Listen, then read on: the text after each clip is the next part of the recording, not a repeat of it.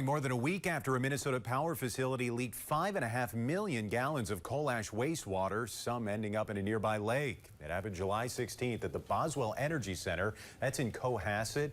And Minnesota Power reported the leak happened in a pipeline that transfers wastewater from a residual pond to the plant.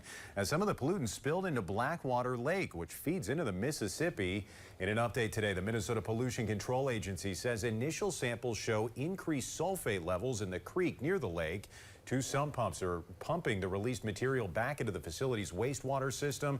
The MPCA believes they've removed about 18,000 gallons so far. They plan to continue sampling, which they hope will help determine how widespread or severe impacts are and the best mitigation strategies.